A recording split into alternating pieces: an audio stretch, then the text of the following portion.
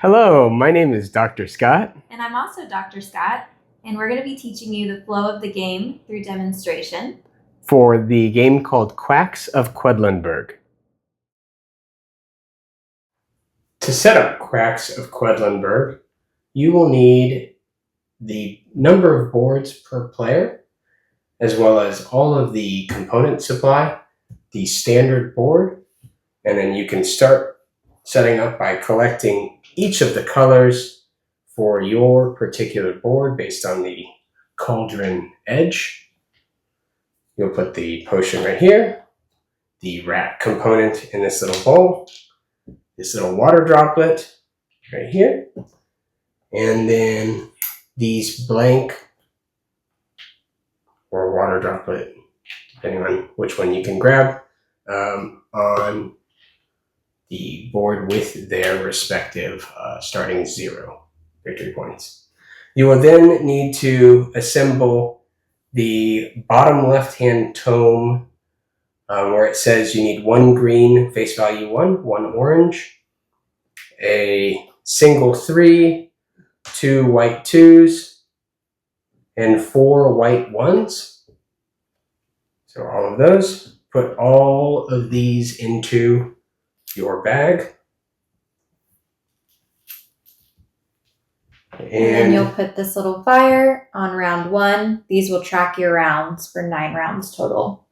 You will set aside both the yellow and the purple based on the bookmark that you choose in the game.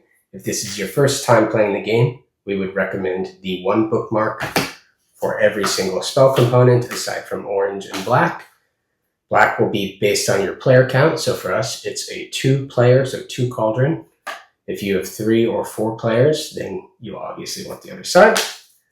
And for the non-yellow and purple, you will set these as active potion components in any area that's visible to both of the players. You'll also have the dice that you'll use for end of round bonuses, and then the cards and rubies. And that's the total of the setup. Each player will start with 1 ruby. Sorry, that's the total of the setup. The purpose of the game Quacks of Quedlinburg is to be the best apothecary in town. To do so, you must fill your pot with ingredients such as these and other ones that we will talk about shortly, and get the most amount of victory points out of all of the quacks in the city. We will start with these ingredients listed in our tome, and the only ones that we will need to be concerned about are the white chips called cherry bombs. If we exceed 7 face value, then we will bust. And when I say face value, I mean the actual value on the token, not the number of tokens. So while this is 3 chips, the face value is 6. 1 more of these, we would be safe because that would be exactly 7. But 2 more or 3 more, and then we will have busted. Before every round, you're going to draw a fortune teller card. A purple color card means we're going to resolve that right now. And this particular card says the player or players with the fewest rubies receives 1 ruby. So that means both of us will start with a ruby, which is very generous to start the game off with. Then we will randomly draw from our bag and continue until we feel like we have pushed our luck enough. So trying to get as close to 7 white face value chips without exceeding, because if we exceed, then we will not be able to do one of these 2 after round specials, as well as no rolling of dice. And we'll talk about that shortly. But first, let's just draw our tokens. So when you get a non-1 face value, that means that you will move from the previous space 3 spaces, because this is a 3, or 2 spaces if it was a 2, away from the last used chip. That was our dog, sorry. This is a 2, so that'll be 2 spaces. We are currently at 6, so that is going to be very risky to continue to draw, but we're going to. And I love to live on the edge, so we are now at 7, and I still think it's beneficial to draw. I got a colored chip. In this scenario, only the whites count towards busting.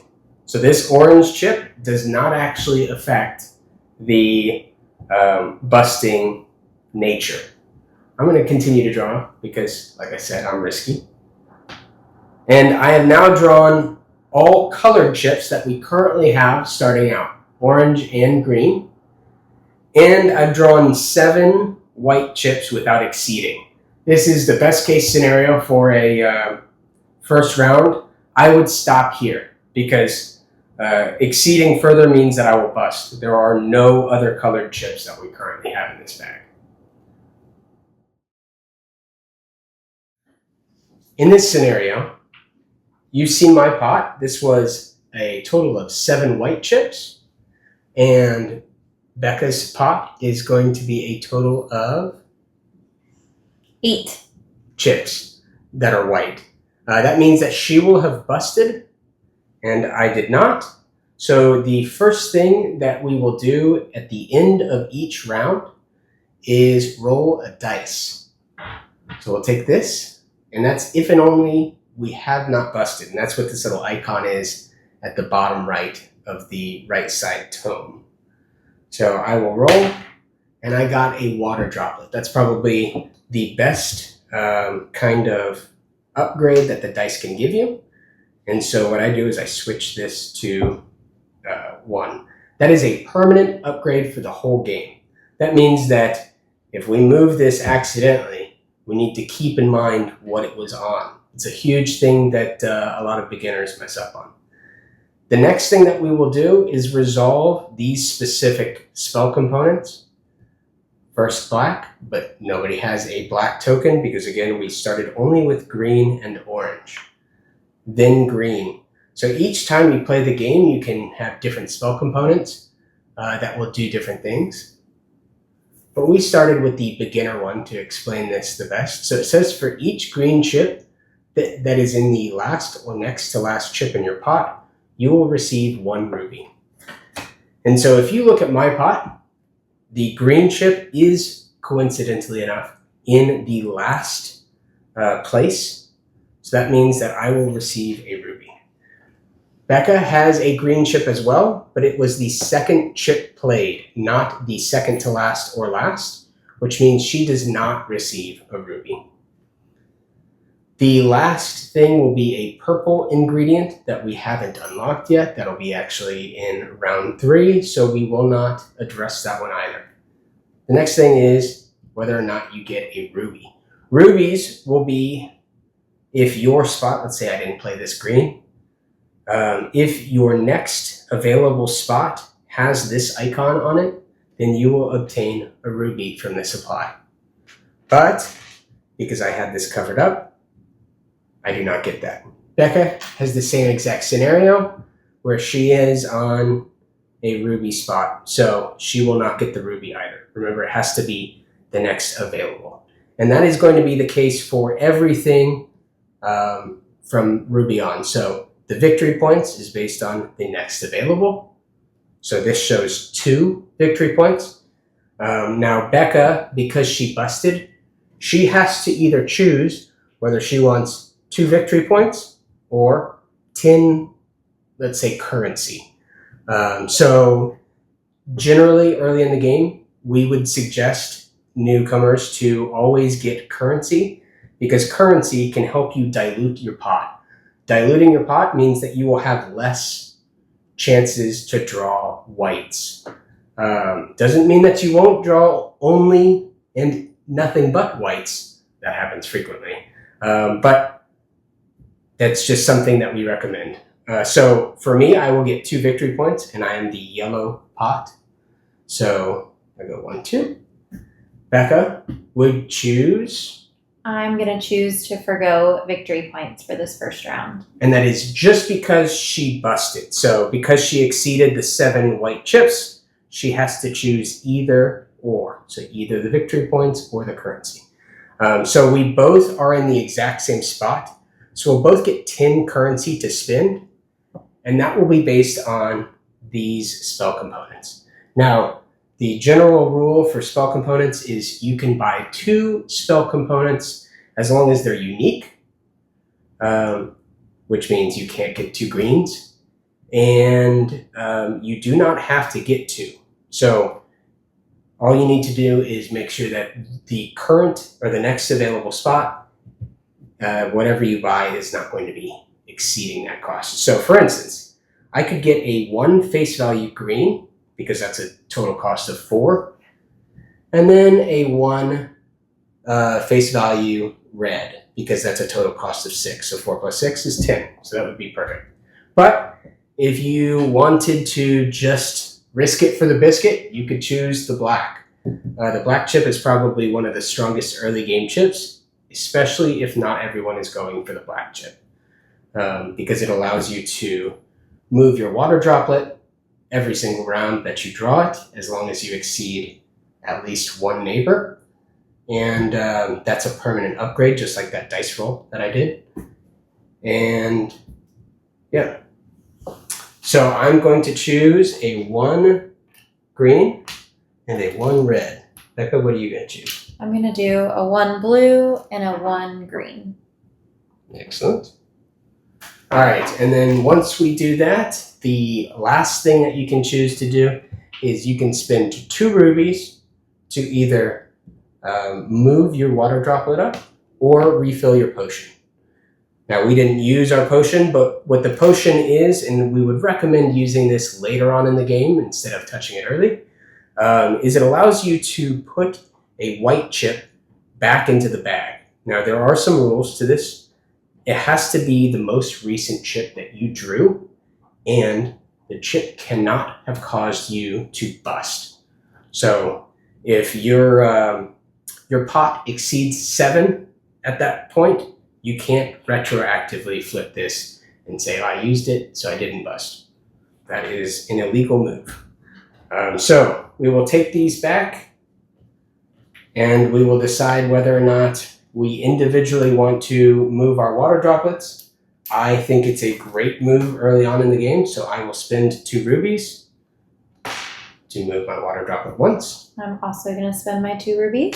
And so because she had, or she did not have the ability to roll her dice, she gets a permanent spot of 1, but we got a permanent spot of 2, which puts us in slightly better position than her. So the only difference between that and the rest of the game is you're going to have rats come into play from round 2 and on. Now this is a beautiful catch-up mechanic. So rats will help the last player or anybody that's not first. So I've got 2 points. Becca has 0. There's 1 rat tail in between us. So that means that she will get to put a rat down on 2, and instantly she's got the same exact effect as my water droplet at 2. She will start drawing when she does draw for the next round. This is just an example.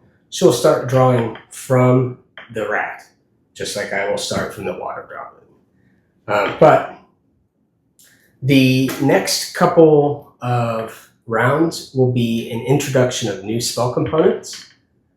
And then on round 6, we will introduce yet another cherry bomb or white chip to our bag. And we will go until round 9. The new spell components will have something unique to them. And depending on which you choose for your first game, if you choose the starter one, it will look like this. And this is honestly a reusable potion. It's just very niche, because you would need to have the yellow played immediately after a white. So the likelihood of doing that is low, but it is basically a free potion if the instance ever happens. So that'll be introduced on round 2. That's what that little symbol is. It's the mandrake. And then on round 3, a spirit is if you draw 1 purple chip, you'll get 1 victory point. If you draw 2 purple chips, so that could only happen after round 5, you get a victory point and a ruby, so on and so forth, 3 victory chips, etc. So each one of these spell components does something different, very unique, and it adds to a huge replayability, especially when you consider that there are 4 different spell components for each color throughout the game. Fast forwarding to the end of the game, we're going to walk you through how you score those final points. So, unfortunately, I busted, which means that just like with the start of the game, the introduction, you can either choose currency or victory points. The same will apply at the end. But every other rule, aside from this little end bonus, will be the exact same. So, first things first, I would not be able to roll the dice. Becca would. I did not bust, so I can roll dice, and it gives me one victory point. Then we would resolve the unique spell components. So I got a black, and she didn't, which means both left and right neighbor. I got 1 water droplet, which doesn't actually matter, and a ruby, which will matter. And then I did get a green on the second to last. Becca, did you? Mm-hmm. Okay. And then I got a purple, which gives me 1 victory point. So I'll move 1 up there. And then we will move to our rubies. Becca did end on a ruby. And she looks like she's hoarding rubies over there. And then we will move to this part. So this is where things will be very obvious for some and not so obvious for others. In this scenario, it doesn't actually matter for currency for actually purchasing anything. Currency, because it's the last round. Currency will instead be used for victory points. So for every 5 victory points, 5 currency, there will be 1 victory point gained. So in this scenario, I've landed on a 6 victory point spot and a 21 currency spot. So because I busted, just as an reiteration, I can choose only one of these 2 things. So if I choose this, it will net me 6 victory points. If I choose currency, then it will net me 21 points divided by 5, which is 4. So obviously I'll choose the victory points, and that will be the best conversion throughout the game, like regardless of which spot you choose. So I will do the victory point for going currency. So I get 6 victory points. So there are 36. But Becca will get both. So she gets 6 victory points. And then the 4 victory points, because it's 21 divided by 5. So round down. And then this step will be irrelevant to us. Instead, we can spend rubies to get 1 extra victory point. So 2 rubies to 1 victory point is the conversion. So I've got 4 that are applicable, which means I get 2 points. And then Becca leaves me in the dust because of her hoarding of rubies. That's 1, 2, 3, 4, 5. So 5 victory points she gets, leading to here. And that's it. That's all there is to the Quacks of Quedlinburg. If you have any questions, feel free to drop a comment.